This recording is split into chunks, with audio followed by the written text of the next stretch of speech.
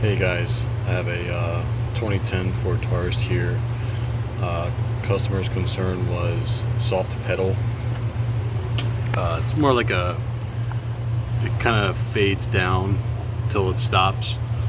The brakes seem to be working. It's just got a fading soft pedal till, like I said, it stops. So what I ended up doing, oh, and they had the master cylinder here that you're looking at replaced at an outside shop.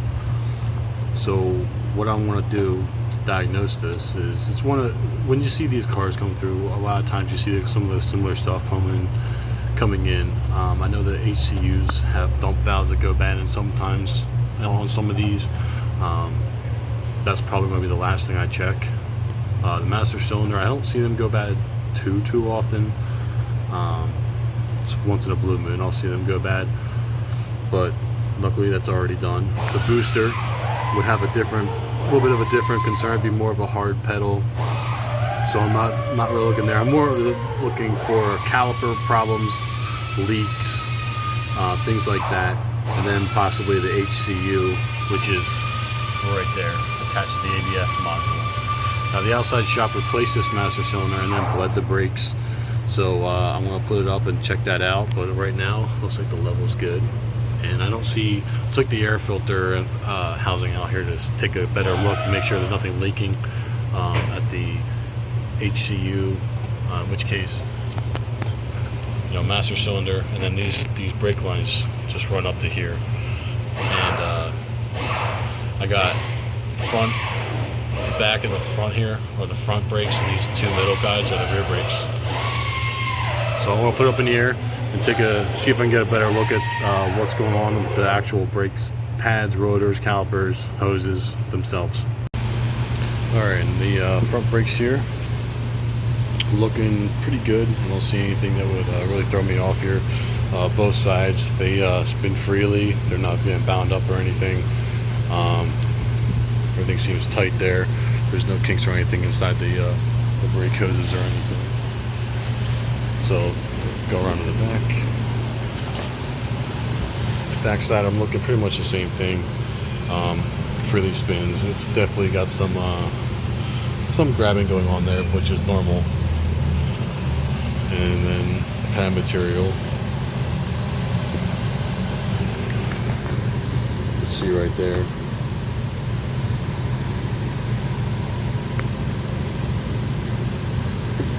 Pad material is pretty good. I'm trying to hold this on. Alright, so we got the pad material, the rotor, the pad material.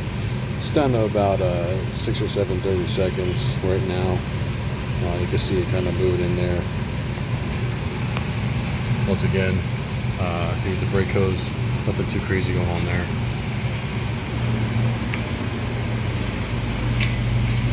And then we get to this side. Rotor also spins freely, but kind of too freely. You can see that. And then this hose looks okay. Looks like they were bleeding it okay. If you look in here,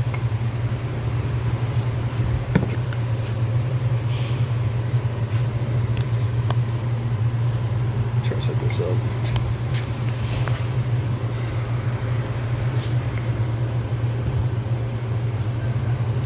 If you look here, you got pad material, rotor, which looks brand new, and more pad material, which also looks brand new.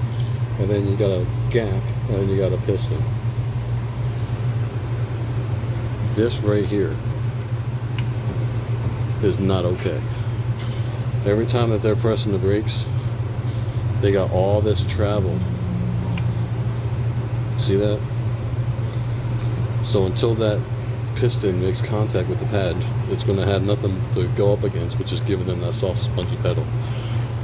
So what I'm going to do is I'm going to replace the caliper here. I would recommend replacing the brakes to get a nice fresh set, because the inside of this rotor, and the inside here is it's rusting on the back side from never being used. So I would recommend getting all new brakes in the back and a new caliper here. So that's the cause of their problem. Alright, I just got done replacing the pads and rotors and the rear caliper on this Taurus. I figured I'd share with you guys what it looks like afterward. Now mind you, the Taurus, the Flex, the Forward Edge, the Explorer, they all have similar rear brake pad setup. So this is the difference between the two. These are both the inboard pads. This one is for the left side, and this one was for the, or I'm sorry, this was for the right side that I replaced the caliper on, and this is for the side that was working on the left side. Okay, so they kind of sat like this, I should say, on the back of the car if you're facing it. But you can see the difference in the pad material on what one that is working and not working looks like. That's huge. Also, I want to bring to the attention here, see these nubs? For those of you who don't know this, Ford has multiple manufacturers have them. It's like a turn-in style brake system in the rear. You kind of need tools like these to in order to do them. Like these, not necessarily these, but like these. These essentially push on the caliper, and then you're able to turn it in at the same time while still applying that pressure. And you can see all these different little adapters and all for the different ones. This one is very similar to what I had to use in order to do this. This is kind of like what the top of the piston looks like if you're looking straight down at it. This part here is raised, and then these little, I'll call them little Pac-Man guys, are kind of like, they sit down a little bit, and these circles represent these nubs. These nubs, there's one on either side, doesn't matter which one goes in, they're both identical, but these nubs, they need, those circles are these nubs, and they need to fit inside there. What essentially happened on this one, if you can see, this nub is completely ground down.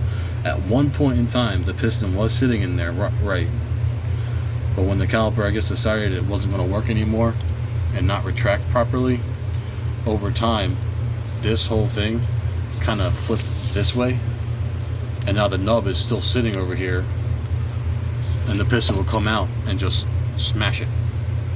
So this nub is completely worn down, it's ground down to nothing when it did come out. So it kind of destroyed this pad, even though it's not even really using it. It was destroying it as it was, the gentleman was braking. So hopefully this all kind of makes a little bit of sense to you. I'm sure there's other ways that people go about doing these things, turning them in and all. There's multiple different tools out there. You know, when you're doing them as much as I do, these kits are extremely helpful. Definitely recommend getting them. Sometimes they're a little bit harder to turn in. This kit here is a little bit more of a heavy duty one. I use these for my Ford Explorers because the Ford Explorers, for some reason, always like to fight me. This kit's a little bit more. It's probably closer to 150 bucks or so. But the key thing with it is it allows you to use a ratchet on here as opposed to like a T-handle grip where you're kind of like turning it. Allows you to get some better leverage with a ratchet or wrench. So, like I said, hope this video helps. Thank you guys for watching.